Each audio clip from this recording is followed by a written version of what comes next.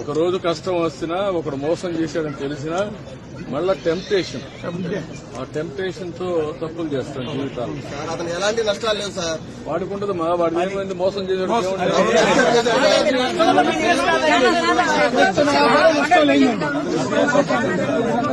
Police వాళ్ళు కూడా పోలీసులు దాన్ని ఎంత చేయాలో చేస్తా. జైల్లో బ్రహ్మాండంగా ఇదైతున్నారు సార్, రాజభోగాల్లో ఉన్నారు. రాజభోగాలతో I will treat him properly. దాని గురించి మీకు సందేహం